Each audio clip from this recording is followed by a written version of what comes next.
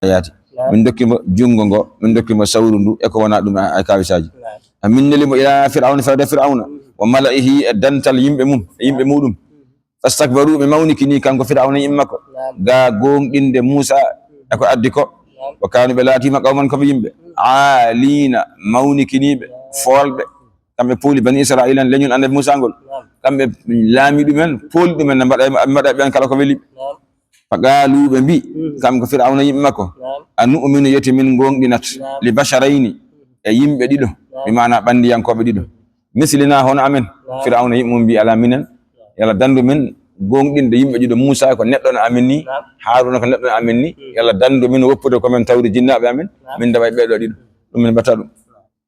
wa qawmuhuma tawi kadi yimɓe maɓɓe kamɓe ɗiɗo ɓe lana wonande min abiduna ko rewoɓe kadi minen goni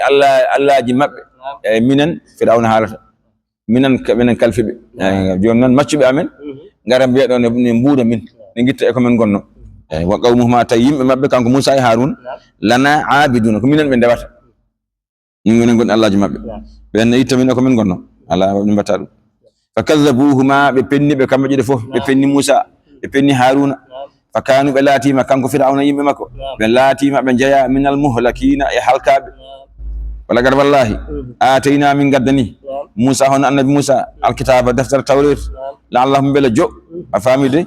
yahtaduna aɓe peewira ɗum e qawmahu bani israila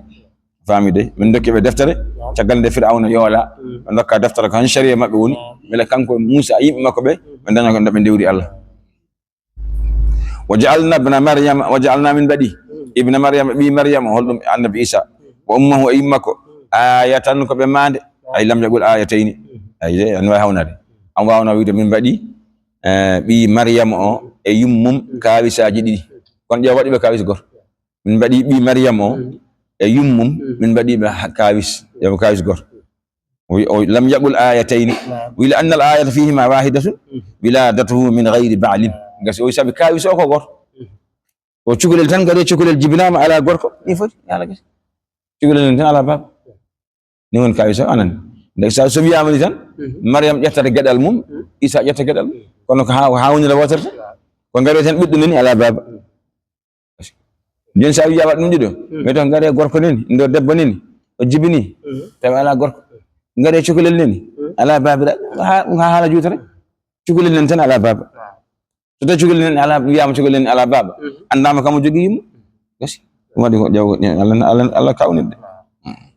min mbaɗi Isa e yimmakko koɓe hawnide wotere o wiyani noon kawniɗe ɗiɗi o sabili annal ayata fihima wahidatun sabi kawis e maɓɓe kamƴe fof kawis o goto o wiladatuhu tan min gayri ba'lin o jibinede ɓinguel ko alda e kal haldi ni foti fami wa awaynahuma min tappiɓe min jippiniɓe ila rubatin fewde tulde ɗoɓe konno kanko yummum hawno nena Maryam kañum ɓiyimo Isa ɓe konno nokku towɗo tulde ɓe konno makanin murtafi'in wo baytul maqdis wiyama ko baytul maqdis ɓe konno ɗum tawete Jérusalem ɗo walla wiyama ko Dimashq on leydi Syrie capital Syrie e Suria aw Philistine walla ko Philistine aqwalu kongo ɗum goni ala kulli hani kamɓe gandi on diwan tan kam diwan Palestine Israël to toon kamɓe gonno zati qararin nokku o ko zati qararin ko jomirɗo ñiɓirgal dingiral potgal mustawin yastaqirru alayha sakinuha nokku on tulde nden towi kadi ko nokku kadi koɗotoɗo weeli hodde andina hawra toon aduna o fof toon ɓuuri towde toon ɗum waɗi nela sa sallam yahata dow asmande ɓe gummi ko Makka ɓe gari ha ɗo Baytul Maqdis ɗon ɓe ngabbiri dow asman ɗon ɓuuri ɓadade asman masalan leydi ndi fof ɗon ɓuuri towde eyi ɗon ɓe konno ɗon ɓuuri towde leydi ndi fof so rendi ɗon ɓuuri towde ɓadade asman ya ayyuha rusul o zati qararin ko jomiraɗe ñiɓirde wa fami nokku poɗɗo o ma'inina cewle ndiyam dogo jam ne heewi toon ya ayyuha rusulu hey moɗon nelaɓe Allah kulu ñaame min at-tayyibati gueɗe dagiɗe gueɗe laaɓɗe wa amalu golle salihan golle moƴƴe holɗum min fardin wa nafilin umarde fadilaji e nafilaji innino min Allah bima ta'maluna ko golla toon alimon komi gando fa ujasikum alayhim am yoɓmon golle mon o Allah wini nelaɓe kadi golle ende o gande wa anna hadhihi en jangira wa inna hadhihi en non ko wa anna mbiyata non وأن هذه أين أودو دين الإسلام أمتكم كو دين من أيها المخاطبون هم أن حال تابع يجب أن تكونوا عليها نواتي نغونا تون ادو دين أو أنم فف أمة كو دين واحدة غوت حال لازمة فامي دي وأنا من الله ربكم كم من جومون فاتقوني كلكم ندانتو دون كم فتقطعوا أفامي دي بشيرتوي بمبرو تاجيتين فتقطعوا الأتباع أمرهم فتقطعوا بتجي بشيرلي أمرهم في مبه الدين مبه بشير الدين مبه بينهم كن مبه زبرا بل مبدم بل كاليهود والنصارى وغيرهم ونن اليهود ينكوب نصراني ينكوب مجوس بين الرجال فمن السابعين كل حزب كلهم فد بما لديهم كون مبه تبانج الدين فرحون كوب بلتريب غورفوف غوتو فجل جل en ƴelde fof kañum ko mum ko ɓuran ɗum ko goɗɗo o ko ɓe mbayi noon te wona noon fonno waade famide fazarhum ɗaccuɓe kamɓe hefere makka ɓe fi ghamratihim e majjere maɓɓe hatta hiñin ha ɗo e dumunna haɓe maaya Allah wi nelaɗo woppuɓe tan e keferagal maɓɓe haɓe maaya ɓe naata jaygol famide a yahsibuna yeti ɓe cikkat annama numidduhum ay komin ɓeydirta ɓe bihi e muɗum ay nu'dihim min maalin umarta jawdi kamɓe hefere ɓe komin dokki ɓe jawdi ko o banina ɓiɓɓe worɓe ha kewi ɗo e aduna he nusari'u amin jaccina lahum wonandeɓe fil khayrati e moƴƴereji kamɓe hefere ɓe oto ɓe cikku komin dokki ɓe cellal e keewal e ngalu jaaƴo e ɓesguji mata wonde amin jiɗi ɓe ana har mi jiɗi ɗum ko amin ɓeynoɓe aɓe cikka koɓe gona dow ɗum ko ɓuuri ɓe keddo hen ɓe maaya min nana ɓe jeygi famide bal ɗaccu la yash'uruna ɓe ganda ɗum anna dhalika no ɗum istidrajun lahum ko ɓeynagol wonandeɓe inna alladhina ayno ɓen humla kañumen min khashiyati kulli rabbihim jawmen mushfiquna ko be hulbe abe kulli lefte Allah ben be ganduda ene kulli Allah en wattina mabbe wallayna kam ngoni ben humna kanyum bi ayati rabbihim ayaje jomma ben hono qur'ana yu'minuna abe gongin wallayna ganduda ben ngoni humna kanyum bi rabbihim jawmen la yushrikuna be den didinta Allah e goddum to bange debal wallayna kam ngoni ben yu'tuna famide yu'tawna rokkabe ma ataw ko be dokka min as-sadaqati wal a'mali salihati yu'tuna famide ben dokka ay ma ataw ko be dokka min as-sadaqati sadaqeji wal a'mali salih golleji moddi wa qulubum tabirta mabbe wajilatun nakuli o wi ben julbe ganduda foddo ko Allah rokkibe ko ben dañ Allah rokkanda sa dañu Allah rokkuma so ben dañ jawdi gaskindi be gittat asakal haqqi o halaba be totta miskine ben Allah wirini hadani ha joni be kuli est ce que ma Allah jab ben ko mojjub ay mojjub family ay kala ko be dañ haqqeji jawdi mabbe itta be totta ben Allah wirini kono ha hande be jogo kulil est ce que Allah jabi ko min bari ko joko family wajilatun ana kulli annahum nakambe ko hen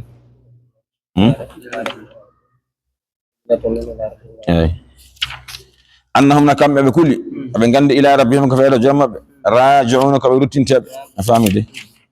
ulaika na be sifuri bini yusari'una be jaccio fil khairati mojjiriji hum nakambe famide laha wonanda mojjere sabiquna ko be adibe hum nakambe sabiquna laha ko be adotobe fi ilmi lahi gandal Allah be gaduna mojjere kam dum Allah hoddirini hum nakambe laha wonanda mojjere sabiquna ko be adotobe to gandal Allah wala nukallifu min dafani nafsan fitandu illa sana wus'aha hatta mayru taqataha if man lam yastadi an yusalli qa'iman falyusalli jalisan man lam yastadi an yasuma falyakul wi min dafani fitan sana kon hattani juula wa yodara juula sarunki jul addari jul ala jodi sarunki lalada korka so ari hor annati wawde horde nattu horde woppu korka nyama ngoni hay goto defaka sa natti tan wawde horde jojin famide wala dayna ina amin do kitabun deftere yandi gonde ana hala bil haqqi do gonga afami bima amilatu huwa allahul mahfuz tustadru fihi al a'mal allahul mahfuz on den deftere ko dendangal programme Allah fon tongato aduna o fof e nyaawoje de fof gede de fof nin ton winda famide humna kambe pittali di la yuzlamuna be tawanyataake shay'an minha fala yunqasu min sababi a'malil khairat wala yuzadu min fi sayyi'at be tawanyataake woni hay goto yahata ton tawna golluna moƴƴere o ustane e moƴƴere he ala hay goto yahata ton ene wanno bonande ɓeydene bonande ala wattake noon goto fof ko golluɗa ko ɗum tan jaɓirɗa e doñon to banggue moƴƴere ala ɓeydan neɗɗo moƴƴere ɓeydan ma wes ko heewi amma bonande hay betto ɓeydan tan ko mbaɗɗa ko ɗum tan keɓata jokko baldatu qulubum ɓerɗe maɓɓe kamɓe hefereɓe fi ghamratin e majjere min hadha e oɗo alqur'ana baldatu qulubum ɓerɗe maɓɓe fi ghamratin ɗe goni e majjere min hadha e oɗo alqur'ana wallahum no wadande ɓe a'malun golle min duni zalika gaɗeɗo golle kalaɗe kamɓe hefereɓe ɓe jogui golle ɗe ganduɗa ɗe gona moƴƴe sabi gummiɗen koye haalde golle yimɓe moƴƴuɓe addudiroɓe e moƴƴere hefereɓe jogui golle ko jiidane ɗen kamɓe gandirta koye bonande kamɓe an famide humno kamɓe laha wonande bonande nde amilun koɓe golloɓe an famide fa yu'azzibuna alayha wadde koɓe lefteteɓe dow ɗen ɗon golle humno kamɓe laha amiluna famide ni ɓe gondirta hatta ha ida akhadna somin jaggi mutrafihim alɗuɓe maɓɓe ɓe so jaggirama bil azab e lefte holɗum as-sayf on silama ñande walde badiri fuɗɗi ida hum nde ko yo kamɓe yaj'aluna aɓe cawtina walla aɓe kuuna famide yaj'aluna aɓe koɓe gulla yaddajjuna yoqqaju lahum ɓe mbiya la taj'alu oto kuune oto ngari onon kuuna al yawma hande innakum no onon minna e amen la tunsaruna on gona wallateɓe hande kay ko ñamuɓe ley tan ñande walde badiri ñande julɓe nangodira e hefereɓe ñande hefereɓe guldama no fewi fiya ha ɓe jaɓɓe capan jeeɗiɗo mbaɗa e maɓɓe capanɗe jeeɗiɗo jagga mbaɗa e ɓoggi tonga heddiɓe ndegge ko fof ittapere bonne famide قد كانت لاتيم آياتي آية جام قرآن ده تتلى دندرسة عليكم دوما فكنتم لاتون على أعقابكم اتشغلمون تنكسون ألندوتو مودنا يادو تشغل قرآن جانغي دوما جمان يلوم ولم بعد ألنجا بعد أرير أنجبان دفتر مستكبرين أولن مونكني من جانغي ما هم فري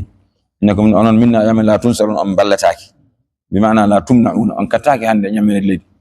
فاهمي قد كانت لاتيم آياتي آية جامدة آية جام قرآن تتلى ندرسة عليكم إدومون فكنتم لاتدون على أعقابكم أتشكلمون تنكسون أولن دوتو مستكبرين الهالاتاد أولن مونكني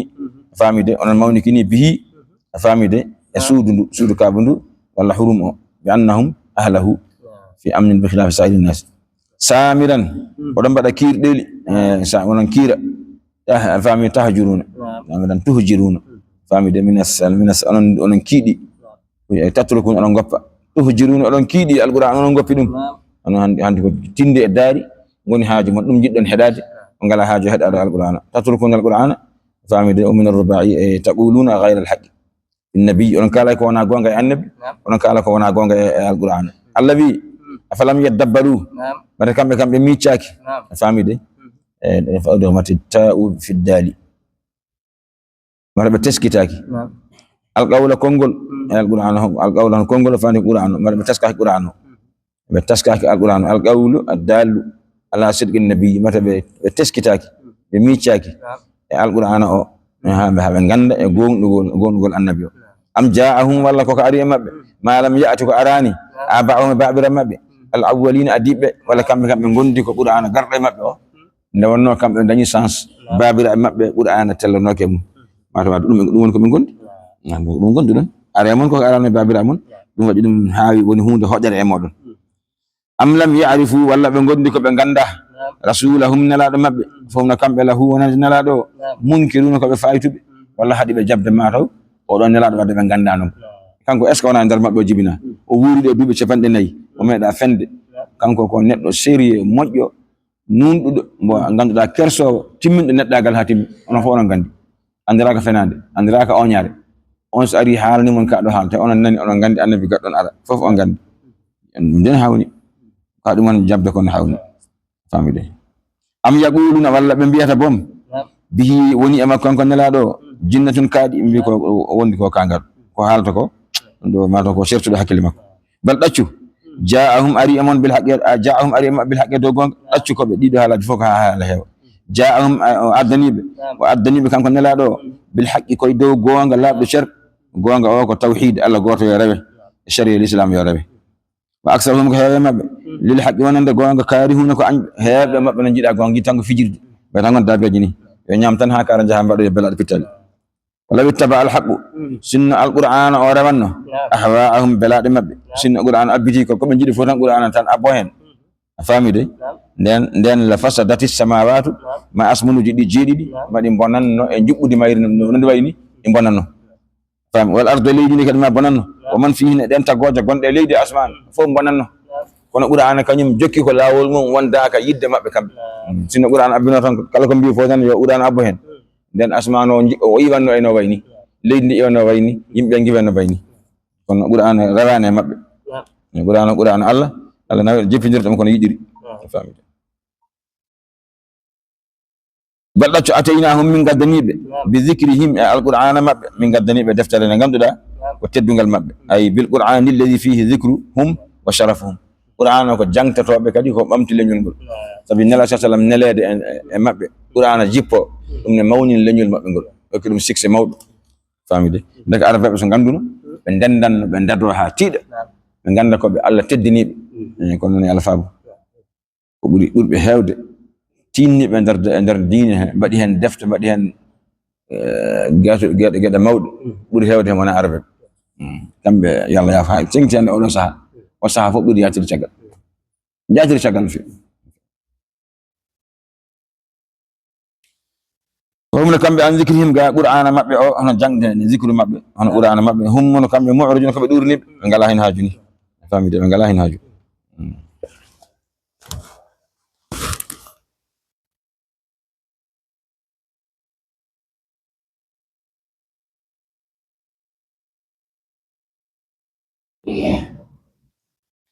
وهذا شروع في بيان أقدامهم على هذه الدلالات أفلم يدبروا القول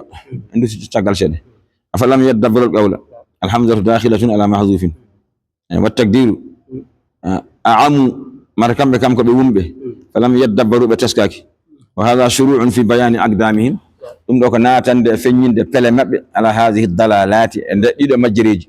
لا بد أن يكون لأحد أمور لا بد أن يكون مجرى مبند وانا كغوتل غدي ناي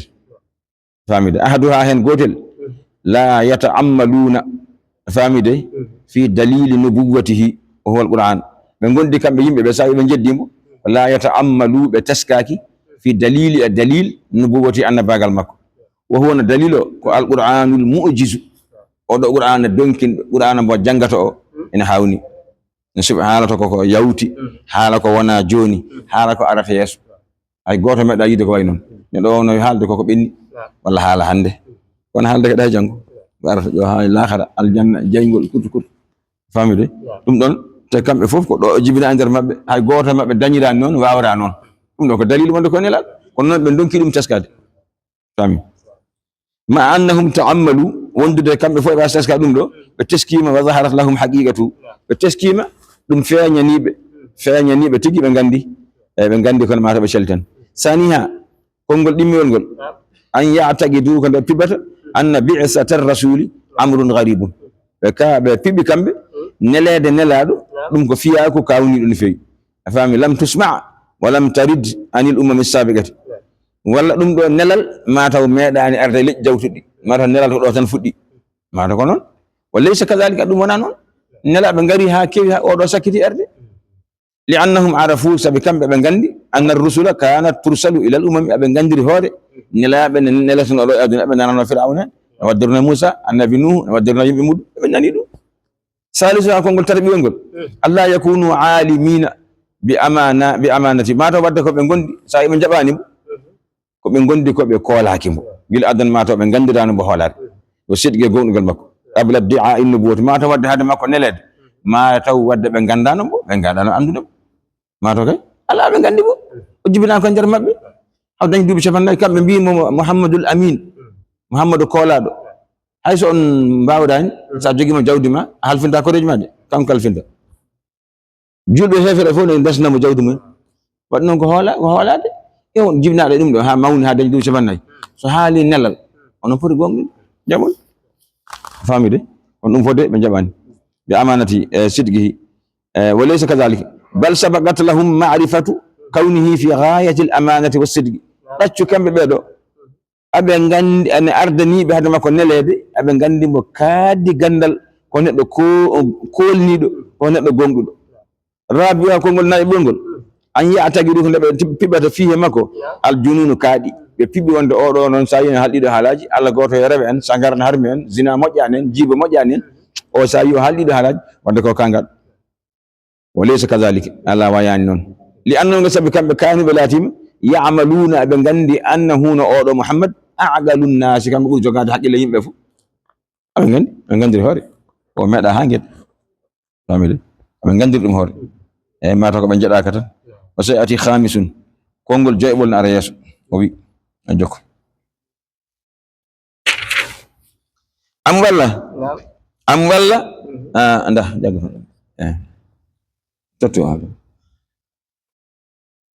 أم والله سايب شليمة جبل نلال مكونغال ما تو تسألهم عن محمد كا نامدي دب خرجا جبدي أيو ما تو سايب شليمة ودا كا بيدو غدي فتان يدا غدي ما تو wadde ko do fakharaju rabbika jobdi jooma jogori yoboy demandi khairun budi mojjude ko be dendinanta mako ana yaadi be dendin bo dum adabe dani dum go fokal ko jogi yo moftu jobdi Allah ndi ne buri tekkude buri wadde fayida jewdi mabbe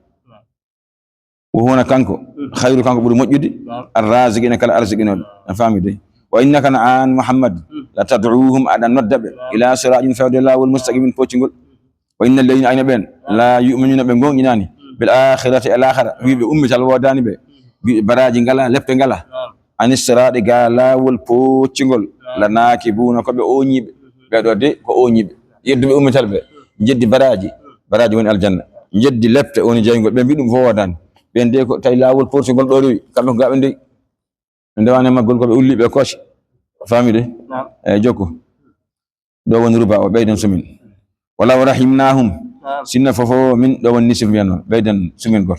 wala rahimnahum sinna fofo min jirmino mabbe wa kashafna min kunci ma bihim ko woni e mabbe min durrina lor o dum heege e cadele fodde dubi jididi dubi ji asabahum bi makkah 7 sinin nela duyna do mabbe Allah do mabbe kokke garno da zaman annabi Musa annabi Yusuf Allah da dubi jedidi be tabaka tambi la lajju mabbe dono tono fi doyani e majjara mabbe ya'mahuna be duttirutina wala gad wallahi akhadnahum min jagribe bil azab alaftahum haage famastakanu be jankinanaki li rabbihim wananda jomabbe wama yatadarrauna be lurlikinaki fawde Allah bangi duwaw famide أتاها إذا فتحنا من قدتي عليهم بابا دمل ذا جومر والعذاب اللفت شديد شتود هو يوم بدر بالقتل نيادا من بتنانتن من قدرة ما بورانغو نيادا ولد بدر ما سكت أورو نلادو نواي دنجي دنتال غالا نيامي نبليدي ما دام نادو بت من في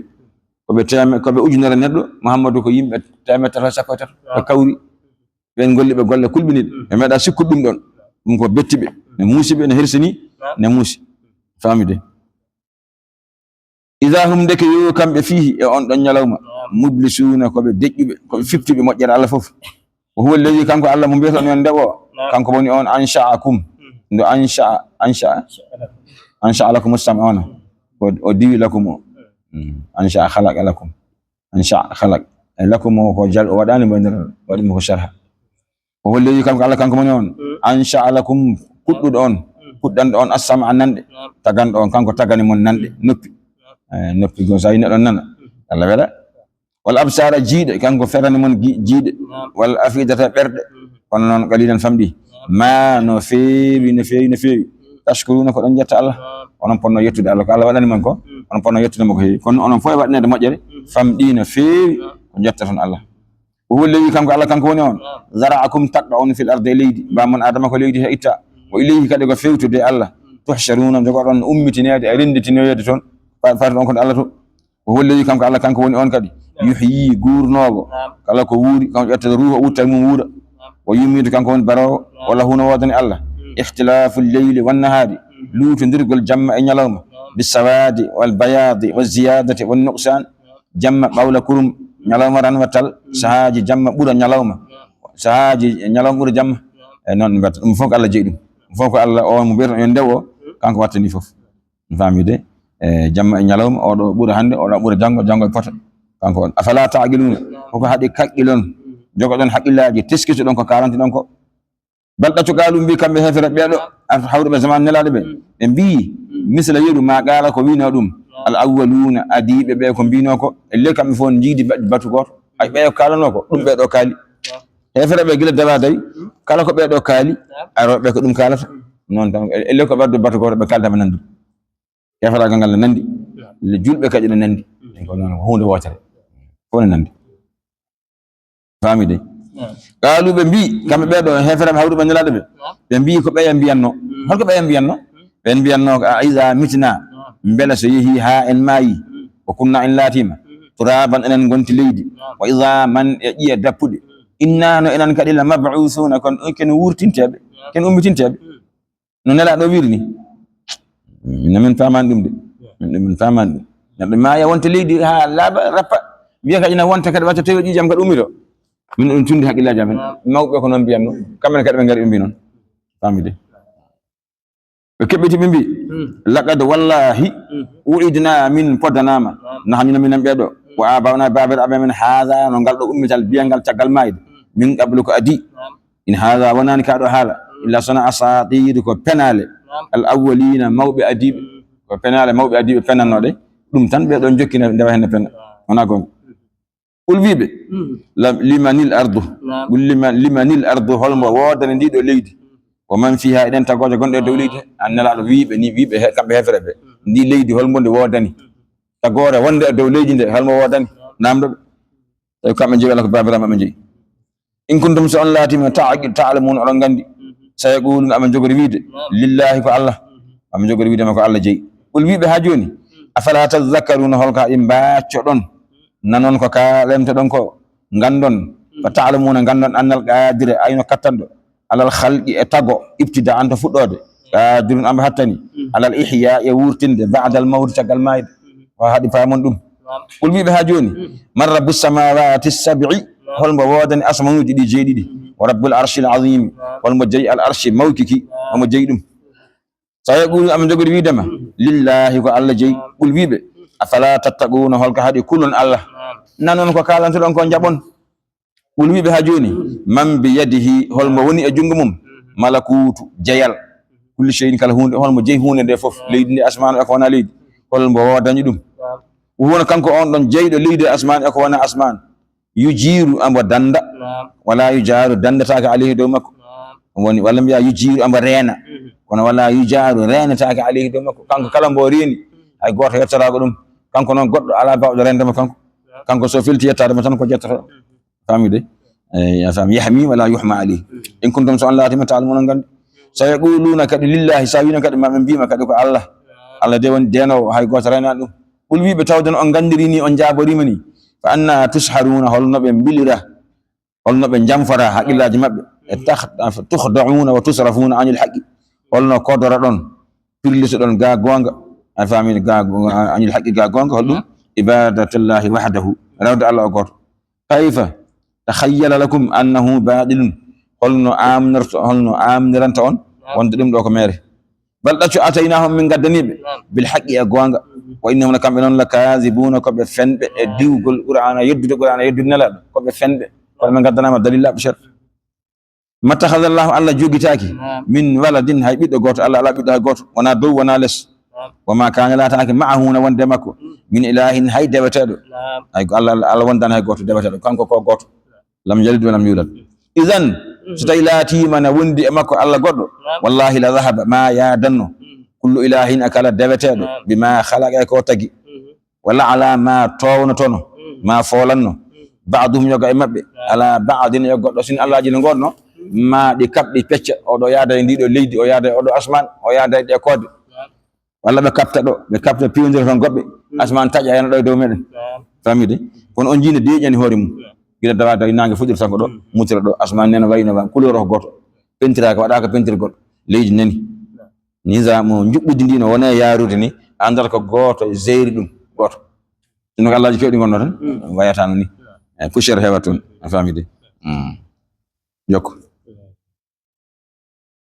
wala ala ma folanno ma tawna sona ba'dhum yoga me ala goddo be kaba do di badda yimbe kala ko tiidi miruji kala tiidi nangodir sama sala libbe goddo wana subhanallahi sanade wodani Allah amma yasifuna ga ko be sifato Allah ko Allah ala debbo ala bingil ala mo rendi Allah yantagal Allah na wodi ga dum alimul ghaib kanko woni gandudo ko wirni wa shahadatu ko feeñi fof kanko andi ko wirni kanko andi ko feeñi fa ta'ala Allah de mawni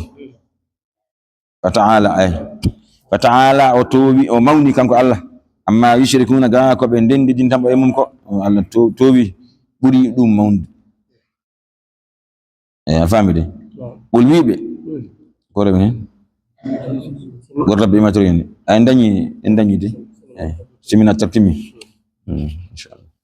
janngo sen mbari hisibo wona windande nde yalti ɗum ne walla no fewi wona windande ñalawma gatano kam ɓenni heddo kadi windande wonde no foti ɓennude yeeso inchallah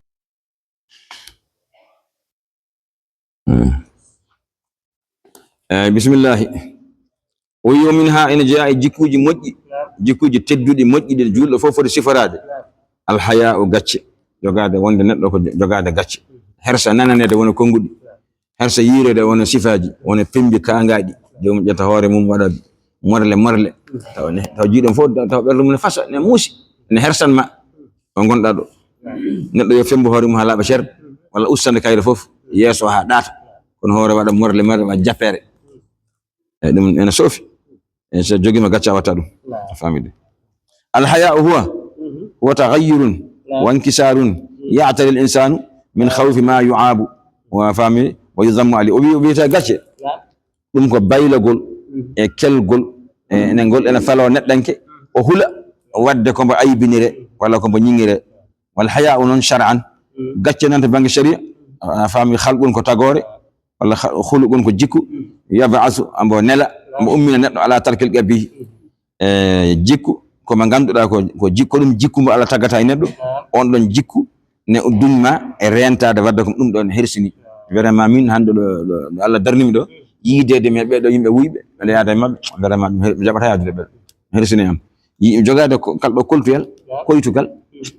hersini am debbo no rewɓe mbayni tan jogade e comci ɗo mi yaha bedda yimɓe ƴewami ne hersini toujours gacce ko hunde hartotonde neɗɗo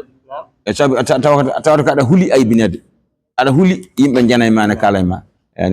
gaña haalde wona konguɗi wiya on jom kaali haalde ɗiɗo konguɗi gaña yiyede aɗa waɗi comportement moɗol walla pembol walla sifaji mbaɗi noon ɗum wiyete gacce noon gacce ussima hande noon waɗi hay goto wondaka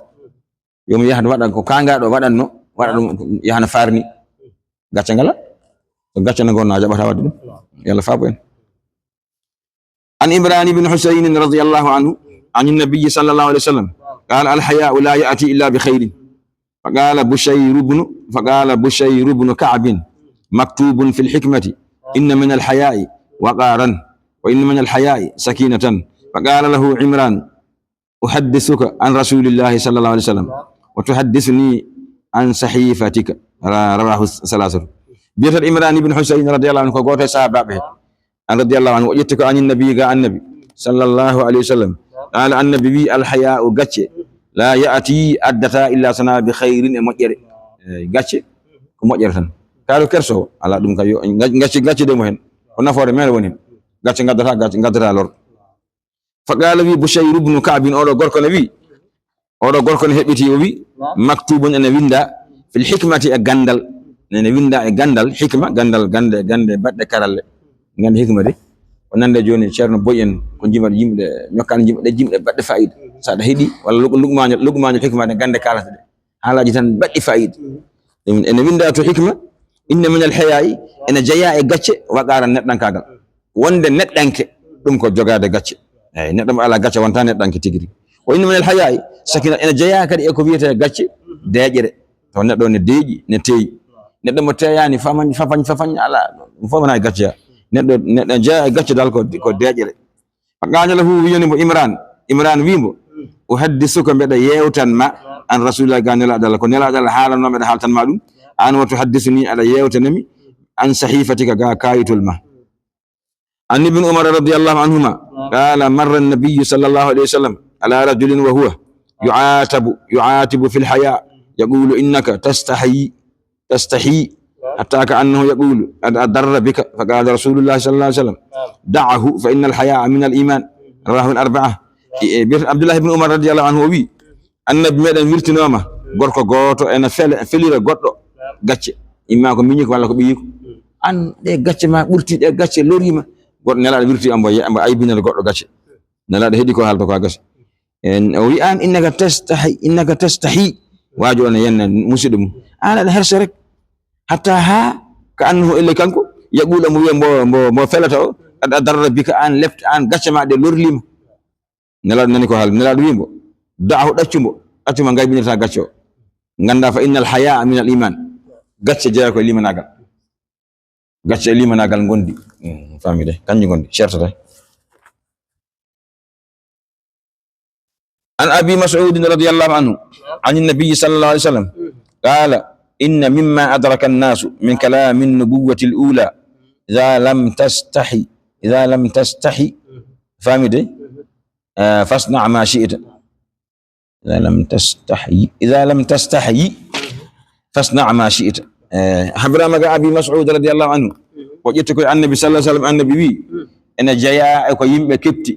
شرم نهي هال دو بند رضي الله عنه حديث نيسان إن جاء كو يمبه كبتي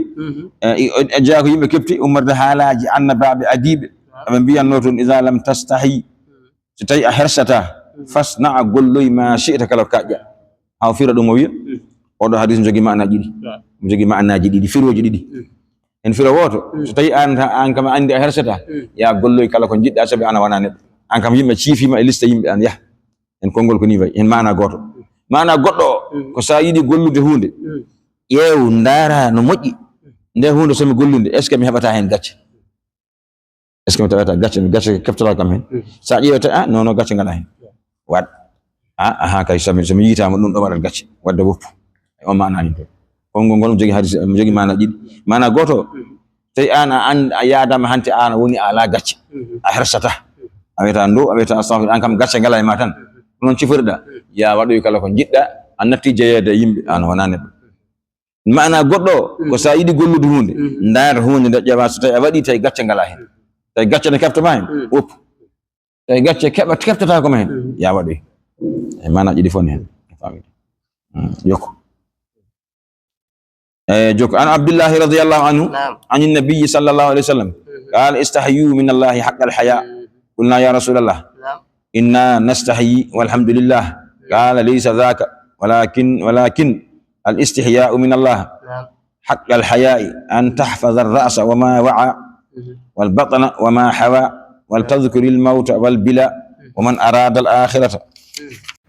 ترك زينة الدنيا ومن فعل ذلك فقد استحيا من الله حق الحياء رواه الترمذي واحمد والحاكم. أبو عبد الله رضي الله عنه وجدت عن النبي قال النبي صلى الله عليه وسلم قال النبي استحيوا كرسه من الله على حق الحياء على فوت كرسه النبي كرسه الله أنا بلجول على فوت كرسه قلنا من كبت من بي يا رسول الله ما عندنا نعم إننا منك إن نستحيي من كرسه والحمد لله جت وقودني على منك كما كرسه قال النبي ليس لا أتاك ذاك وشيكتهم ونا وشيك ونا دين دش ونا دين بيام ولكن هو الاستحياء ويسر من الله على حق الحياء إن على فوت كرسه ممكن أن تحفظ الرأس ونندينا تهور ده وما وعى أكون مفت دينا هور أكون هور مفت فاهمين عندك فاهم أي هور أنا مفت هنجي أنا مفت هندمجل أنا مفت هنو كلا هور ده تاجر نوبي جاديه يتجاديه هون بيا واد فرت كون هرتي الله يتما ده ندار كده كلا يمري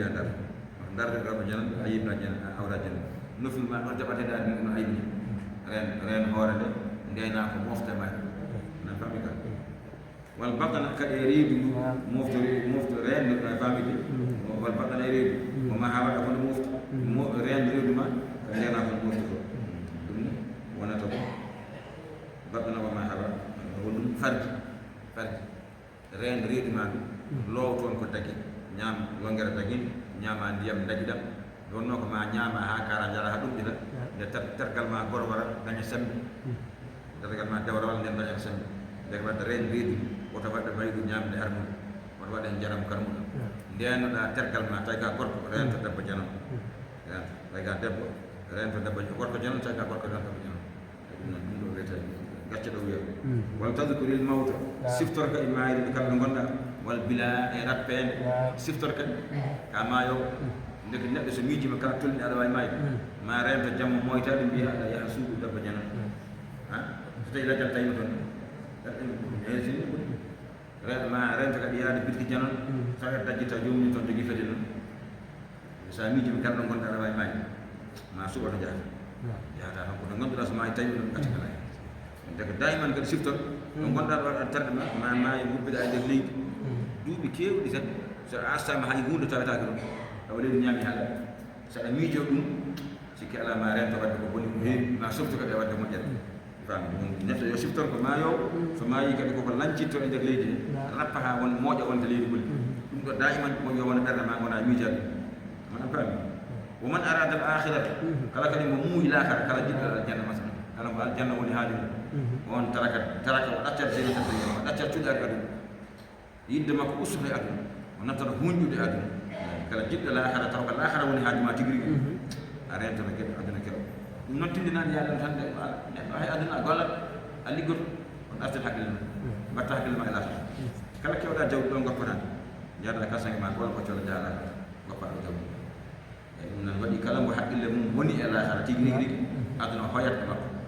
hay sa woni misinangue kal musata waɗaɗa hirto aɗa wottoɗa haji ɗo ko men faman faala dhalika lama waɗi ko mbiɗen ɗo ko o reeni hoore nde o reeni ko mofte hoore ko o reeni reedu ndu o reeni ko mofte reedu he a faami ɗo siftori laahara no o siftori mayde no siftori rappugol faamide haaju makko ɓurɗo mawnude ko laahara woni on baɗɗani on faqad istahya min alhaqqa hay oɗo woni kersuɗo allah foti hersude yal newnanen hersude allah foti hersude عن ابي هريره رضي الله عنه عن النبي صلى الله عليه وسلم قال الحياء من الايمان والايمان في الجنه والبذاء من الجفاء والجفاء من في النار النبي صلى الله عليه وسلم ابو هريره حاله ان ابن النبي ويغتش جيا كو نيمناغال والايمان نيمناغال وان الجنه ولي والبذاء بذاء ويكون بند دمغال بذاء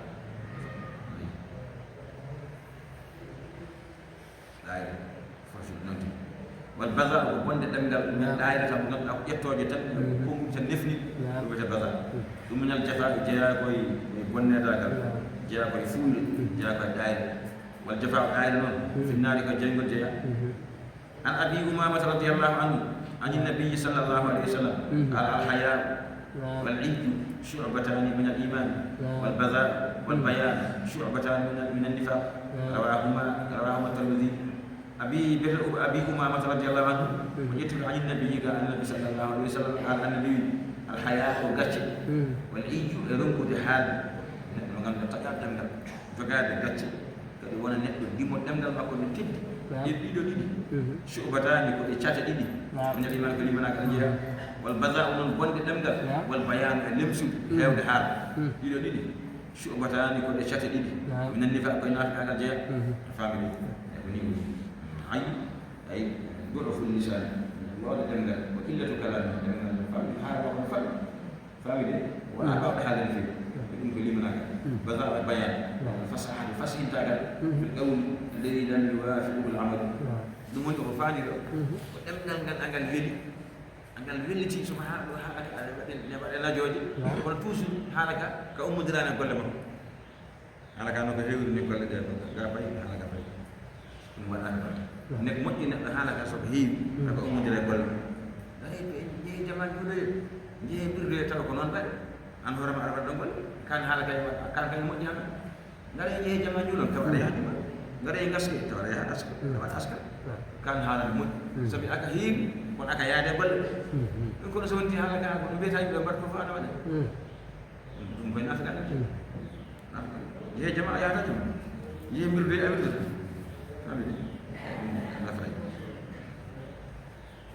ومنها أن جاء جيكوجي مودي نفر جكران التواضع ينكنال لست كنال من ينكنال التواضع من الدعوة فاهم من الدعوة وهي الذل وهي كنال والهوان وهي كنال هاجم والمراد هنا الخشوع لله تعالى فأنا أروح كل على ولين الجانب كده إنه من البنجم يعني من قدر بعد هويني هو ربع كعنده مول كنا يبدأ بيه بنقول عنده بيه رسول جنة ما نقول لما ده مول كلا عنده مول عنده بيه يبدأ ولا كلا مول كنا رياء ده يبدأ بيه كوا رياء باكي رياء وناي نوي رياء كنا من دنيا كنا المول كنا الدنيا من دنيا كنا المول كنا من كنا كنا المول كنا من المول كنا yang kita katakan. An Abi Hurairah radhiyallahu anhu, an Nabi sallallahu alaihi wasallam, qala inna Allah qad azhaba عنكم غبية الجاهلية وفخرها بالآباء مؤمن تقي وفاجر شقي أنتم بنو آدم وآدم من تراب لا يدعن رجال فخرهم بأقوام إنما هم فحم من فحم جهنم أو لا يكونون أهون على الله من الجعلان الذي تدفع بأنفها النتنة ولا النتنة رواهما أبو داود والترمذي.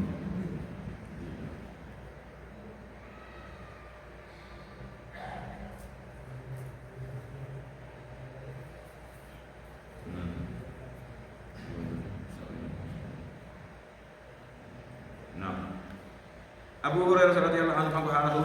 yaitu Nabi sallallahu alaihi wasallam inna Allah in alladhi qad adhaba wa itti wa nabi ankum gamun ubayyat al-jahiliyyah majjal jahiliyyah ko l'islam ko ari ko wuppi on hal on laabi chat itti on e tuundi e majjere mawbe adinobe do be ben mbano ni Allah itti on bonne ma wa fakhraha e wasara bil aba ibadillah mawbe adinobe ko non babam tan Shika joni bi an bam buri babel bam tan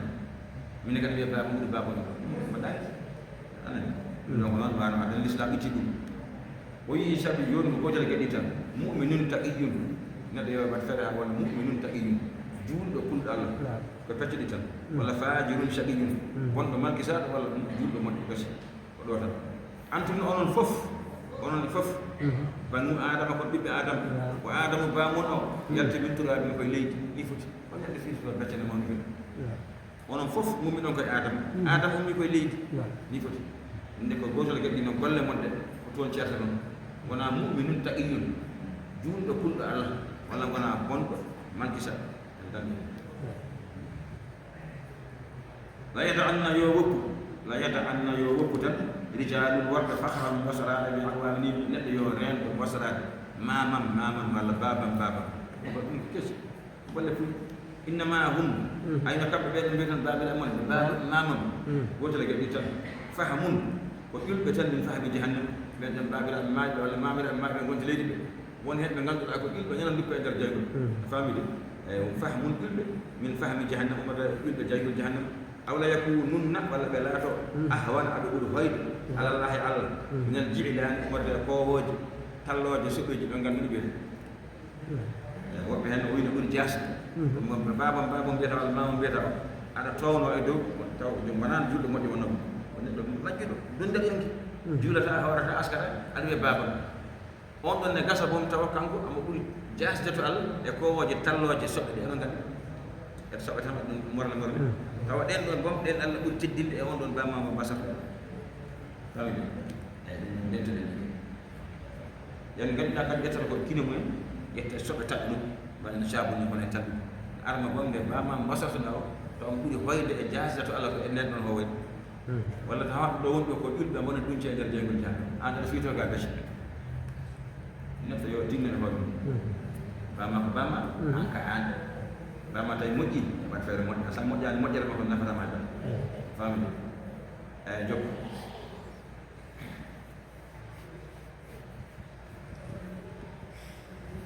عن إياد بن حمار رضي الله عنه عن النبي صلى الله عليه وسلم قال إن الله أوحى إلي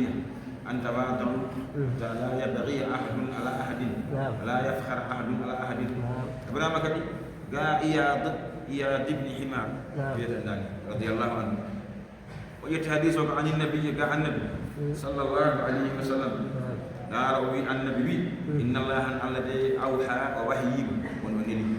وحي إلي فوجا مننا وبكم لم يمن أن كوني تواضعوا جنكنا ده غفوا يمم ليد حتى لا يبغي توتونيته أهلنا يقول على أهل دو بدو ويتكاد أن لين البانغني إن فوقن قط إن فوقن نت قط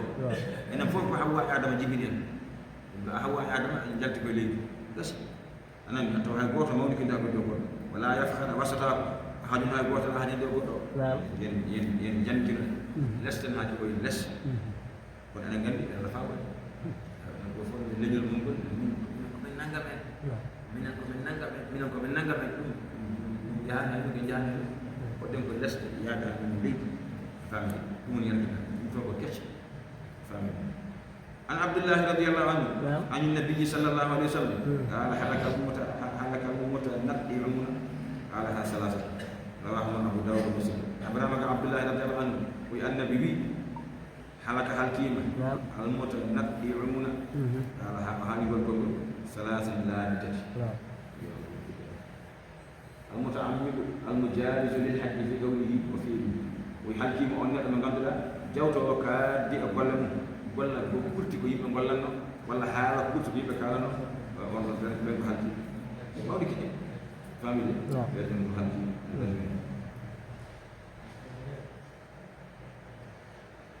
حسن الخلق خلق الله فاهم خلق الله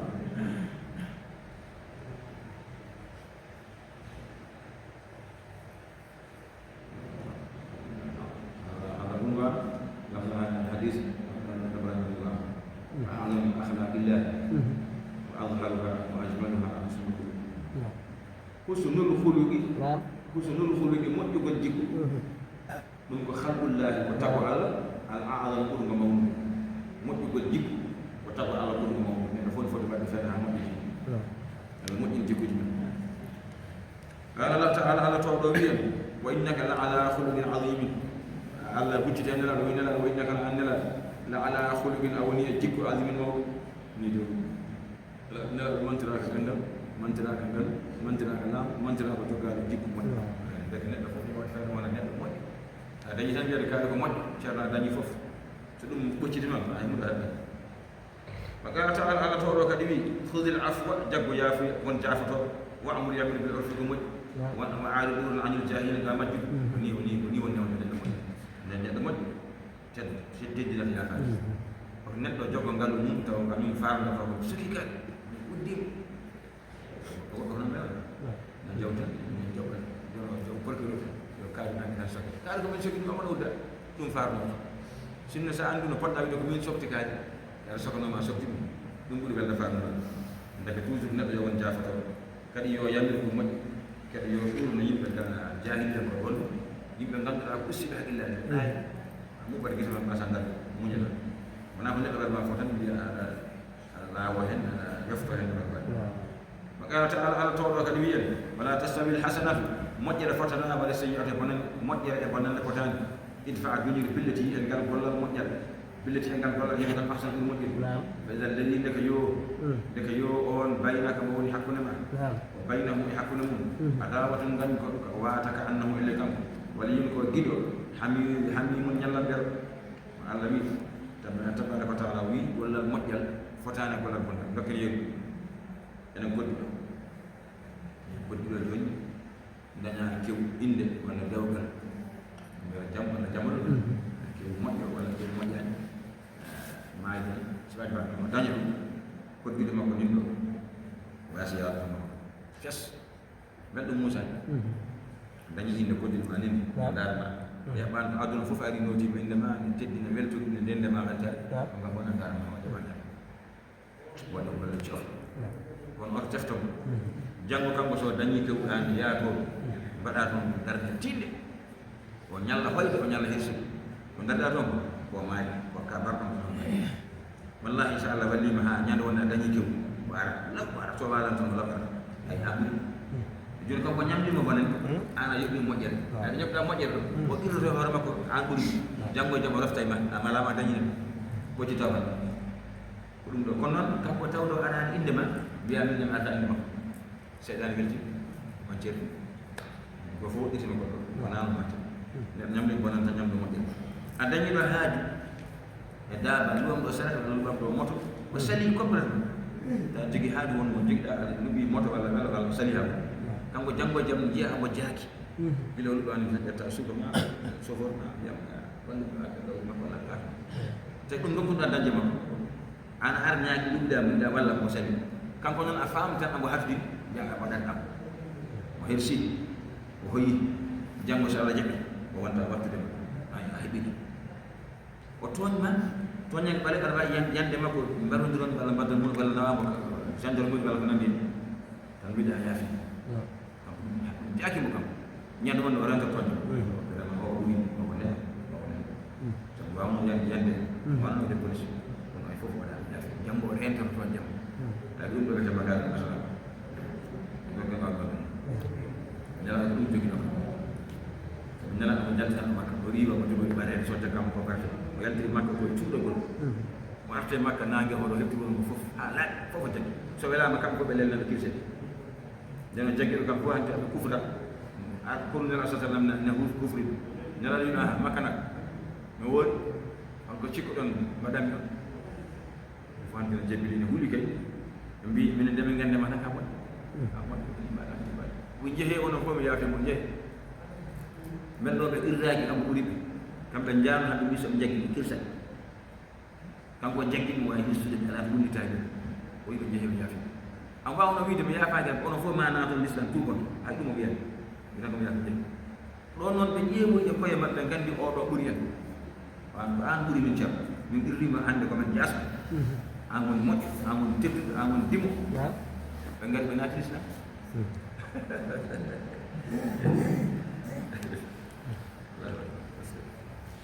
ɗum wiyete makare national famide allah wi noon o ma yulaqaha longintake hawlidintake e sifaade ɗin ɗon jikkuji sifarade noon illa leyina sabaru ataw ɓen muñooɓe nan famide muñoo woni ɓiyen ɗeɗe ƴamna tan bonen yo wasa yeɓde ɓe bonen ɗo muña ɗum ɗo folde ɓen mum ko wawɓe ɓerɗe mumen ɓen mbawi waɗde kono wonande ɗo ko waɗi waɗ ana indande atan ɗum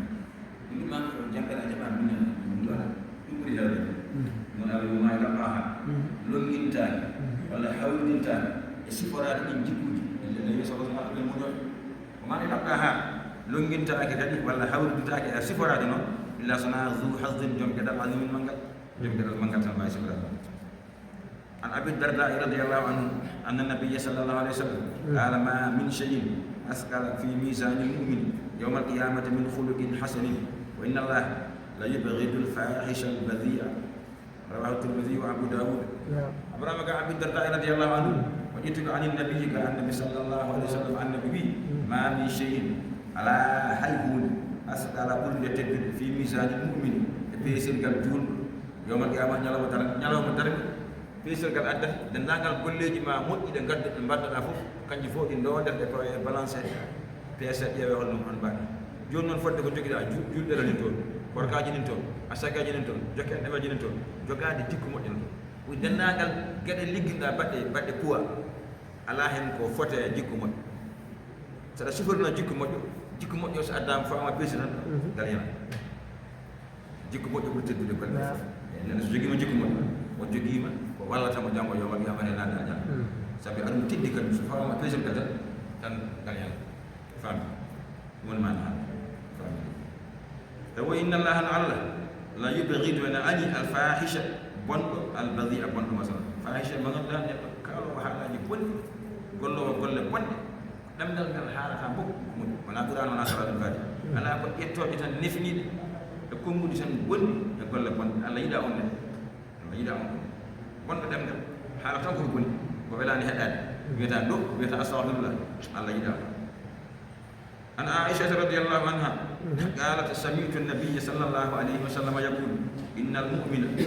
لا يدرك بحسن خلقه درجة الصائم القائم رواه أبو داود والترمذي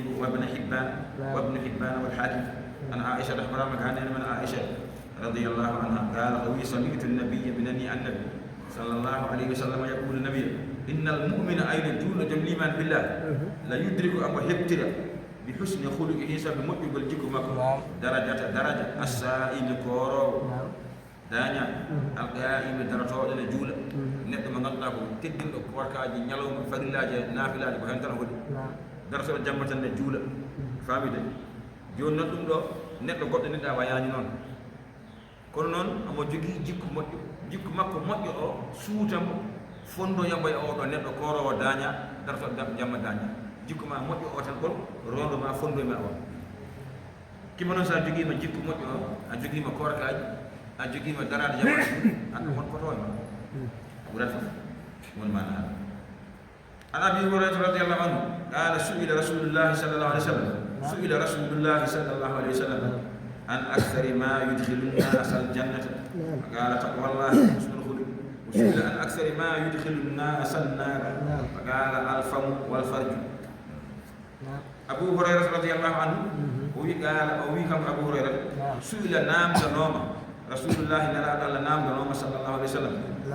عن أكثر ما يدخل الناس الجنة وهي أن لا أمين غندي كم كنا نحن يم الجنة هي كن أمين نام دما كل كبر واو دناو ديم بيت الجنة كل كبر واو دناو بيت الجنة وهي كبر واو دناو ديم الجنة تقوى الله وكل الله وحسن الخلق موجود جيكو di kay ko nawi al madin déposé yimbe hew dara watene be kulli alla wete hulde alla non ana tan ni signede ala ko gollude jabiroji alla e wopude kat alla o won ko alla joko jikko moddo am wawi wurdude julben cibri wa yaade de moddo am wawi yaade kon dido nawi yimbe ko hegal jannati ko bima jonni non aksari amin usule ka namda aksari fa di khilun nasan nar yimbe be kat yehobe jangol be ko namata jangol gedal ɓurgal wawde nawde neɗɗo jangi o namda o wi kanko sallah sallam alfamu wal farju alfamu wal farju ɗem hunduko e farju ɗiɗo ɗiɗi mi mbaɗi yimɓe hewɓe déposé jangi ngal danɗen hen ngal ɗo ɗemgal ngal jiiɗa ñoode yimɓe tan e aybude takko ɗumen penale ɗemgal ko joɗo garam pada sanne yende juuɗe usta ɗumen ɗum roodima nawi yimɓe hewɓe jangi gila ɗimen ngel debbo fof mo jiiɗa ne yooɗi mbiya ko ma gonda hen debbo fof mo jiiɗa ko ma ndesa balɗiɗi beddoɗa ko an ɓuri tan mbaɗa eyyi ɗum ne kadi nawi halde yimɓe hew ɗemgal e farji nawi ko heewi jeegi wona kanji tan no nawata kono kanji ɓuri wawde nawata faami an abi dharrin radiallahu anhu qala li rasulullahi sallallahu alih wa sallam ittaqi llaha haysuma kunta wa atbi'i sayyi'ata alhasanata tamhuha wa khaliqi nnasa bi khuluqin hasan أبرام أبي ذر رضي الله عنه قال لي بينو كم رسول الله صلى الله عليه وسلم واتق الله قل الله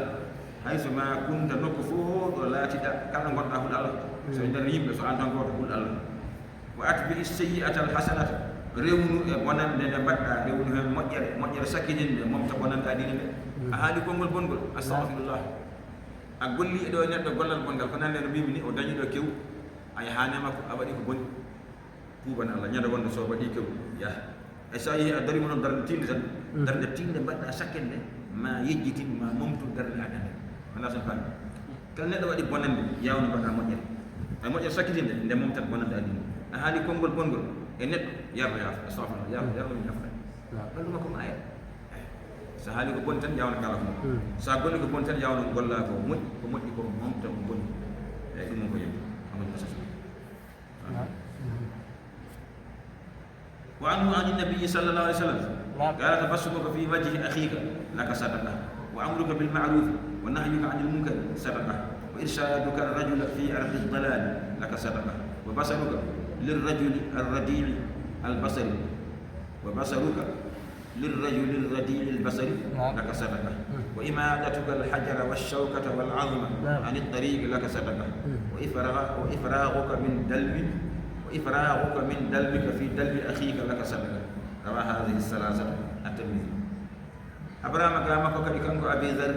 رضي الله عنه ويوجد حديثك عن النبي صلى الله عليه وسلم قال النبي تبسمك موسدما في وجه أخيك ياسو مسلما لك ونندم صدقة كل صدقة مثال تنجون قرآن ونسان وكي ساقص الدعاء سهاجون يتي وطاي يران أتاي تنتو يسا ناتي يترقل مانا ناتي تنجبر دعوة موسى andi sar dum tan ko sabe to gaat godum arade sabi jaati ko buri hudgal fo jaati ngara mo tan futin ma kitan ñippe giti artere yeso mo jaada ko do ki bidiral ko sa mosi tan dum firti ko bo welti ko garda ko ngon mos an hoore ma hakkille ma arta e dum tan ko sa amin nan hen amadi sa hade ko dum arta mos de ma tan yeso musidde ma e wadi fay dum buri ñirbinade wa amruka bil ma'ruf yamir dama kadi ko moƴƴi mo nahyu kañum munkar e haddema ko boni ɗum kadi ko saɗa wonande ngara tan kala sukaɓe ne jooɗi mbiya jeeyi janggoye ba jeeyi garte fijir kala ganduɗo janggani ɓurani yo janggoye meccal goppeno ka ɗum ni moƴƴani ay hadde yimɓe yamirde ko moƴƴi ummen juule galle ma saɗa ummo aɗa yaha jama ɓiɓe ummen juule ummen calligo ɗe ummen looto ɗe aɗa haɗa kadi bonnande tawi sukaɓe mbaɗa ko moƴƴani kartoɗa ɗum tan kala hen ko kalɗa foti yimɓe mbaɗiɓe mbaɗani aɗa windani hen saɗa deka an kay waɗa أنا متردد على mana o wi kadi o irshadu kar rajula fi ardi dalal laka sadaka ana yahan no tan kawda neddo majilaw majilaw fay ko gine yida fay ko mandala ngoppa ko jahanna ko ngara biya marje ngada do bulla rew sayi ay asma ngal cil dama bul ba dan balla mo disa dum ka do sadaka wona on neddo majilaw an sa neddo majilaw ardo yida namdade taw wonna baade caddal jabani bisa ya ko kontel majil wona ote taw ko majulu arama ko dum law sawni mo law wi amin danta kaytaji ma a wadi ka sadaka o wi ko non ne kadi ko basaruka lir rajul radi al basari laka sadaka gorko arema gitde ko jaabe halal se do yata ya membo yata law disa wonto yidi ya jama wala ko nande gara balla ma yetto to yinno yaade to dum ka do sadaka wala moƴƴina fe neddo yo softare degge sabi an hoore maɗa wawno mbaden sa wayin aɗa yiɗe neɗɗo wallu toon wo ima datuka ittugol maɗa alhajara hayre wa shawkata e giyal wal azma iyal ani tariqa lawol sab laka sabi aɗa yahanno tan tawɗa hayre mawɗo ne woni dow gotoro dow kanga woni aɗa joom mon so ummima ga tan mo ala limiyal ƴeɓɓe mayri tan ɗo wawi filtude hen dande hel walla hoore hel o maayi darto ƴetta hayre nde joñani to aɗa yahanno tawɗa gaska mawko nin ɗo neɗɗo ma yiyade yolɓito hen hel walla santi mum hel walla ko nende gaddoya leydi mbaɗa hen fewda ha feewa ɗum ko nafoore ɗum walla tawa koocal walla tawa denkoyal walla kontan a jiti e dow kal itta fof ɗum ɗum ɗo kadi wonata musal deke neɗɗo toujours yo reerɗo e aljanna golle ɗe dendagal moƴƴere fof a waɗat bela dendagal nde ko noon ne kañum ne jeeya e moƴƴere ko ifraku ko wanjudem walla mbiya yuppudem min dalbika e bagal ma fi dalbi akhika e bagal musidɗo ma sadaka wona dem misal joni neɗɗo ari ɗo joni jogi siwoyon wona jogi satalla yiɗi sannikade o tawi a safa a yaltini bagal ma walla yo mbaɗa e siwo ma anore ma kono mbiyama addu sarala ma addu siwo ma mbada hen bagal ma yaw mbatta bagal ɗe boyi kanko yeehi umtuyaji makko anda sen paami ɗum kadi ko sadaka wonande eyi sabu kanko ari joni taw aɗa wawno taw wona mbaɗa mbiya ko ma keddima ko cafata ko fof a puɗɗa yejitade kono bagal ma a safi ne muusi ha mayi bagal yalti hawre ari addu siwo ma ba addu maccanama walla addu sarala ma maccanama mbatta kadi bagal ma ɗum kadi ko wonande ko sadaka عن عبد الله بن عمرو رضي الله عنهما عن النبي صلى الله عليه وسلم قال خياركم احاسنكم اخلاقا رواه الترمذي ومسلم والبخاري ولفظه ان من اخيركم احسنكم خلقا أولا عبد الله بن عمرو رضي الله عنه ان بيدن وي بوري فوف سوبede e mon ko ɓurɓe moƴƴude e mon jikkuji ene jeeya e jogaade jikku moƴƴo gonden ɗo taw ɗesi rumtude ɗum seeɗa anani de joni noon ɗaaba arafa ma so ngal garanta daabaji ma mbasa teskade enen no mbaɗo ɗum jarna ɗaaba ha ɗum joga hen ko neɗɗo kala mbaɗo noon ɗo wiyete allah wala ma dañi jikku mum won gonan ɗo ndi baba samba woni ɓe yarta ɗo hen ndiwan baba samba yaɓe to an teskaki allah tesiɗaw samba a yahani hen nokku tan an sota fuɗɗi o wi kadi an jabir radiallahu anhu قال رسول الله صلى الله عليه وسلم كل معروف صدقه وان من المعروف ان تلقى اخاك بوجه طلق وان تفرغ من دلبك في اناء اخيك رواه الله جابر رضي الله عنه وهبر وي قال وي كان جابر قال رسول الله صلى الله عليه وسلم وكل معروف كلا مجرا لندو واي غدو صدقه كون صدقه ngandon non wa inna min al ma'ruf ina jaya ya mujjar an talqa da kawrata أخاك أي مسلم رجل بوجه الإن أياس بالتيم هذا مسلم مثلا كانوا يرون موسى جبنا مثلا موسى كم تنقل بلا جاي كم بقول كورة من ياسن أرج ترى كم كورة مفيد من كم فوتي أسبوع ما هو بلا كلام أي ما في كنا شايفين أجا كده مكان موسى مكسي بالكاد مكسي عندنا عقيدة يعني برا من هذا بيته فهم وبيكني وأن تفرغ من دلمك في إناء أخيك نجيها كني وان دنت مجو فاميلي يبود باغال ما يجندو كامل مسجد ما واري كانكو من دار تنديم أسفي باغال ما يلتي ما سا يبود أسيو ما ولا بان ما يبنا وأسيو ما ناو أن جوكا سفما دم نكتي كوي مجرى جيل وسبك جيل نقول يا رب هدي Taranta 10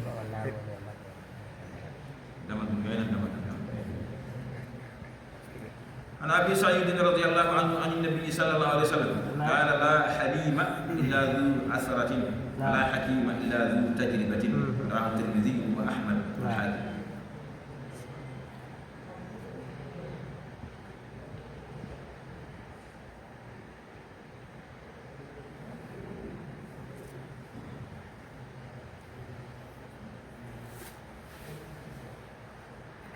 Abi Sa'id Abraham ga Abi Sa'id radhiyallahu anhu wajid hadis an Nabi ga Nabi sallallahu alaihi wasallam qala an Nabi la halima muj'ala la sanadu asrahin sanadu birgit masalan halim e bata ko muk sana taw ko neddo dewno do e kanyum ne gede kew bada ayibaaji gal baadno taw ko yinno suurede hen dañu ne non dañu man suuram on don woni halim ya firaw wi fala halima kamil munjo timmuɗo muñal ala sona illa man waqaa fi khatain sona taw ko neddo mennoɗo yande e goofi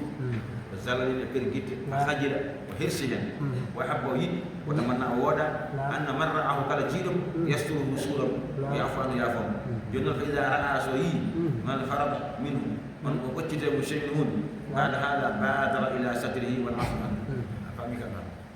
way kono neɗɗo muñɗo tigi kamil tan tigi ko neɗɗo mennoɗo yande e wone gueɗe ɗe ganduɗa amo yinno dañde hen sutura e suurede hen e wallede hen o yani hen o yaadi hen ko juuti anani de o yiɗa ɗum o suure hen caggal toon on woni mo ganduɗa so arti o jottima so yi neɗɗo ne waɗi ko fewanta makko yawne ɗo muɓɓe guite makko yiɗade sabu teskoto kankon o rewino ɗon nde o rewi ɗon nde kanko hoore makko yiɗino waɗanede noon o dañino nokkuji kewɗi ɗo fonno haynede o hirsine kono o danda ko suura o rewini on ɗon ngalɗon lawol tigui rigui ay on ɗon on wawi wonde muñ masalan joni an a woni ɗanniyanke aɗa ɗanno allah ne teddinirma hawde jaatige moƴƴo kala ɗo garɗa a jippinte teddinde a saare oto goɗɗo taƴante biye ni tan jaaɗo ha jettuɗe ha gartuɗe ɗum ne heewi wonde sababu so arti anne mbayama a faami anne kadi mbayama ganda vraiment ɓeɗo ko mbaɗanimi ko minnene mbeɗa foti wadde feere waɗɗam o wi kadi wonani hakim illa du tajribatin sona joom jarriba ko kaari ko hakim kaari ko karal ɓuuri heewde ko kaari baɗɗo yana ummo firta fewje waɗa hunde yana ha juuta heɓa gandal magga ndaton mbaɗa mbaɗo teste jarribto waɗa ɗum ɗo feew ngol wasa few daña ha ɓooya o daña haqqille mawɗo wona hande koko fewi tan kono ya ummo tan gona hakim a wona ya ummo tan gona mbir tan mo ganduɗa liɓe ala a wonat a liɓa ha ɓooya gonoya mbir mo liɓetake eyi mi anda son bana e ɗum woni mana c'est que toujours neɗɗo ko ma jarribo ma jangga ha heewa ya yiilo kadi ko heewi so arti on ta ko neɗɗo timmuɗo on o jangi heewi o yii ko heewi o ɗannima kadi o yii ko heewi e ɗum ne walla neɗɗo kono tawi geɓe bindi ɗi jahani jiila o yahani ceerno an kadi allah makki عن جابر رضي الله عنه عن النبي صلى الله عليه وسلم قال إن من أحبكم إلي وأقربكم مني مجلسا يوم القيامة أحاسنكم أخلاقا وإن أبغضكم إلي وأبعدكم مني مجلسا يوم القيامة السارون والمتشدقون والمتفيهقون قالوا يا رسول الله قد علمنا السرسارون والمتشدقون فما المتفيهمون وما المتفيهقون قال المتكبرون رواه الترمذي هذا الموضوع جابر صحابي وأن النبي صلى الله عليه وسلم إن من أحدكم إلي غندون أن لني رمضان إن جاء يقول بيد أمون يقول بيد أمون بأمر يقول بتاد أمون بأم جمع في يوم القيامة أحاسنكم أخلاقا يقول بمجد من جيكوجي بيقول بداني ben ɓurmi yiɗde kono neɗɗo fof gonɗo jikku mi heeliɓe taƴi wonno woɗɗi baddaki min ala mi haali a faamide e moƴƴo jikko on wa inna abagadakum ilayya ne jeeya ɓurɓe añeede e moɗon ɗo am ɗo min ɓurmi añde ɓurɓe kadi woɗɗude mi jammoto yawmal qiyamata assarsarun wal mutashaddiqun wal mutafayiqun ɗiɗo leɓɓi tati joni noon ɓe jabti mbimo ya rasulallah minen de amen gandi ko wiyete sarsarun amen gandi ko wiyete mutashaddiqun kono noon minen min ganda mutafayiqun قالوا متفيقون ومتكبرون مولك جوجال بدل سرسال جهنم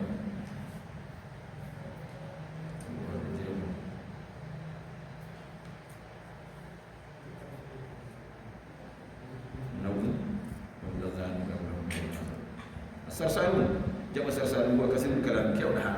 hewbe hala kan heewi handu kadi hala sa nini hala kadi ngay binte ba hala kew ko ya dane ma ko kata ko fof an hala ga gafi en badal Allah en ne lida fa bi mo nyang sunu hala ka ko heewi ko fof wa hala nan aka yaade nafor aka yaade gol kan hala mo nafor والمتشدقون هو من يتداول بلسانه على الناس متشدقون كن on juumno demgal mum e ayibaji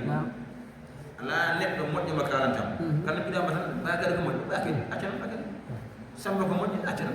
samba ko ñiɓe ka hammadi ne moƴƴi accu ka o mbaɗni waɗa hay neɗɗo goto moƴƴata yeeso ɓenne goɗɗi waɗi tan ko mbiyakare ko moƴƴi kala mbiɗa ɗum o waɗat hen tas hoosa pentiru on ɓenne kadi ɓe goɗɗinira Allah baraka baraka neɗɗo moƴƴo kay ala kamɓe moƴƴo Allah kamɓe tan moƴƴi famille ɓen ɗon moƴƴani an aliyin radiallahu anhu an nabiyi sallllahu alayhi wa sallam qala inna fi ljannati ghurafan yura zuhuruha min buɗuniha min zuhuriha faqama a'rabiyyin faqala liman hiya ya rasulullah qala liman aqama alkalama wa at'ama at'ama wa adama الصيام وصلى لله بالليل والناس نيام رواه الترمذي واحمد وابن حبان. Abraham kasihna Ali radhiyallahu anhu wa ittiba an-nabi sallallahu alaihi wasallam annabi ngandon de inna fil jannati al-jannati wa ghurafan sama wa yudu ber mawde de Allah mahi tawassa nder don yara yura ilayya zuhuruha bowal mayr min budun har darmal nda way tan kon ber ni kubeji bay kon weru ni mahira sawun darga ali ya bowal sawuni bowal ali ya dar en ngor non wi jonnon nden o yiɓe gol ɗo konngol kanko nana sasalata dowrinke gootal wonno e batwe fagama arabiyin dowrin ko ɗum ni an dowrin ko ɓe toujours ɓurata suusde nela ene ƴewante enen joni mbaɗen ɗo ni ceerno ko ceerno gondine ɗum ɓuri ceerno ɗum sa en ɓuɗat rokkini kono koɗo goɗɗo garɗo tan anda wat wonda wayani no mbaɗen to kañum wayani joni noon on saaha tan dowrin ko wi ya rasulullah nden ɓeeɗo holmo jeyiɗo holmo nde woodani dori ko namdi ko waɗe place sahaaji moom sahaba ɓene kulle jiɗanno namdade kulle nde wonno aɓe namdono ha ko Allah wiide ya ayyuha alladhina amanu la tasalu an ashya'a in tubda lakum tasu'ukum wa in tasalu anha hina yunazzalu an tubda lakum afala anha wallahu ghafurun halim e heewi mon julɓe gonɗi goppe namde kew kala noon ko namdiɗon tawde nelaɗo no wuuri waha no tello kon jabate ma wonde neɗɗo namdi jaabe ko metal sabu won bino tan nelaɗo min de baba ko ma baba mo to woni koye bama nan jeygo non namdal no weli gon jabol welade goppe namde kew woni ɓe kulti namdade joni nde ɗo huɓere nelaɗo sifima de sikki ala goto goto ko ni namdade ɓe kuli downi ko wona kañum anda yetti wi nelaɗo nde huɓere mo jeyi ɗum nelaɗo jabti o wi nde huɓere jeyi ɗum ko liman aɗa bal kalama ko on belluɗo haala joguiɗo haala moƴƴa haala makko foof ñaɗani heeɗima taƴi ala hen ko haala moƴƴa ɗatka bel mo adama ɗaama o ñammini ñamde makko toujours kanko bon makko o ñamdata yimɓe anani de toujours ko karasiri woni ko firti ko on neɗɗo jogii ɗo konkuɗi moƴƴi lutti kadi omo ñammina ñamde makko yimɓe amo duumi kadi e hoorɗe amo juulana Allah jamma taw yimɓe dañi jamma kay ummoto hedde gertoɗe gadani wona ko nandi hen o salli ko on e julde mo rewna ko ɓen de jeeyi oɗo aljanna wona on nandi ɗumnude korko noon firtande hen hoorde naña e lewru korko ɗumade hoorde han basi jomum ronkaño lebbi ɗi sappo e goɗɗi kala lewru fof sa dañi hen balɗe tati an kay way kono amen a tati ko weɓe noon won noon Allah newnen ay sa huuri ñalawma goto balɗe sappo yoɓata ñalawma ɗimmo balɗe nogas ñalawma tataɓa lewru ɗemɓi tawi Allah wallima lewru poɗɗo hoore balɗe tati aɗa hoore lewru poɗɗo an way kono a meeɗa tajja ha ñalawma nani eyyi kadi a jogui haala kadi belka toujours haala maɗo haala barka fayida wona haala mi heeɗi mi taƴi naggam ala jarani tawa kadi a teddini kadi julde nder jammaɓe hayso darɗiɗi an kam mo tan jula ceerno mawɗo radiallahu taala wonto haalde bande goto yo tijaniya en ɗaɓɓi e neɗɗo kellifa kala jamma kam ko pamɗuɗa kam ko ndewɗa Allah ummoɗa kam juula darɗe maɗi waɗa astahfirullah laabi capanɗe jeeɗi waɗa salatul fatiha sappo e ɗiɗi nasɗo kaɗa kala ko famɗi kam waɗi ɗum tan ɗum kam ko waɗɗi suwaɗe kono wajiɓe dow ma ni al tijaniya batin hakkillaji kam famille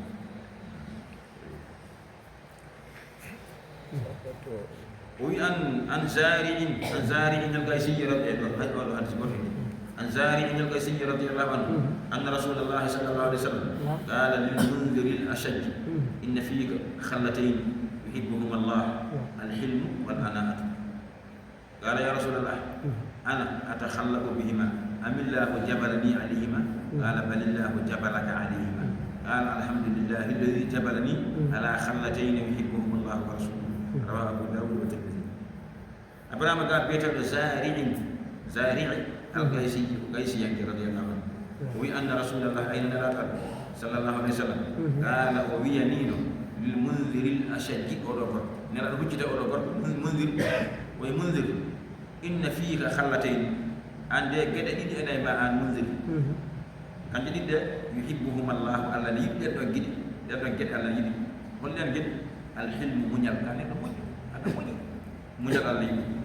والأناة كان تير وليان جم وتيان أنا فاهمي أنا نيم نار والأناة وهما بمعنى التأني وعدم العجلة كما ظهر من المنذر وإلا فالحلم إمساك النفس عن الغضب والسفه والعناء التأني يعني إن فيك خصلتين يحبهما الله وهما الحلم والعناء وهما بمعنى التأني وعدم العجلة كما ظهر من المنذر أي جون sama منذر ولا saat itu bukan bahaya ni manusia sebenarnya sasaran bimu an منذر beda iya ma gede Allah yidi awaw na bidu tan anela hal ko bahaya wi nela do wa hal ka ma yesu wi yo hibati kan منذر ya rasulullah ma nela dal ana atakhallaqu min kam ko min wadi profito jikini mi den jikuji walla ko Allah tan muli kam den jikuji famide amillahu jabalani alayhi walla ko Allah tan muli kam den jikuji gala nela Allah yum sallallahu alaihi wasallam bal daccu Allah Allah jabalaka alayhi ay do kam ko woni ne be keñi nda so pat sabu ko munzir nela sata be munzir be de yema gaddi dan gede Allah ni waaw na gejju tan ha nela da kayna ha wono de jaa o yawni o wi nela dum kam den gedde den bidade ko min badi profito ram ha jikki be den jikkuji wala ko Allah tan muli kam on don muli nela de be di Allah ko Allah mul ma e on do tagel ma o jonnon o wi alhamdulillah de nagal jettode godeni Allah alladhi on Allah jabalani muldo ala khallatayn sifaji didi de ganduda yuhibbuhum Allah wa Allah enela didi wondu wonde ne te nemni wana ko are makko fotono jangala wondu andi joni neddo wa erdo ma tan ka kawdi taw cukule hodo mi halada tan alhamdulillah bi o hodo mi helam o kadi hodi hodo makko tan rondo ka legal dogal on hela hodo to wana bi ko mo hodo mel ay wa hawna cukule kam horum helam data anda hol kaddo hoore maggi halama goddo labdi ndaki ne fen arbe samba biye de hor kari hen hoore non da kan legal tan jeno yaay kari taw kari wiyan te wana biye bo horum mel dum mo jani ada nak podda ko hen ses jaha ko wajo haali ko jana ses ha ganda on dum bay est ce que cukule ko horum mel so hoore helam est ce que biye o horum mel wala ya umun kala uyi kon an ana tan mahmuda mo jani anak era itu apa gitu ya maaf udah terus adalah Abu Dawud hadis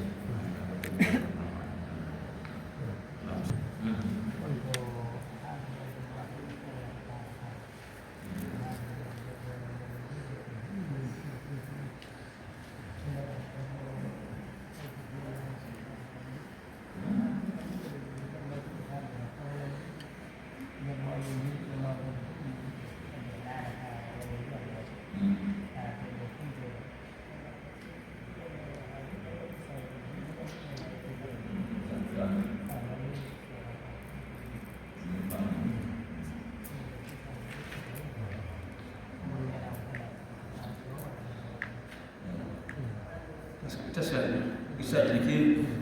fahaman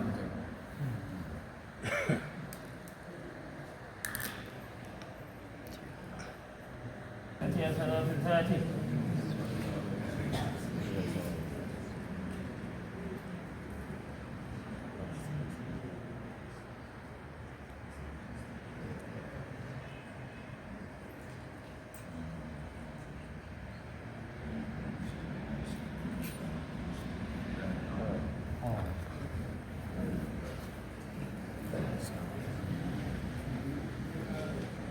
الله أكبر الله أكبر أشهد أن لا إله إلا الله أشهد أن لا إله إلا الله أشهد أن محمدا رسول الله أشهد أن محمدا رسول الله أشهد أن لا إله إلا الله أشهد أن لا إله إلا الله أشهد أن محمدا رسول الله أشهد أن محمدا رسول الله حي على الصلاة حي على الصلاة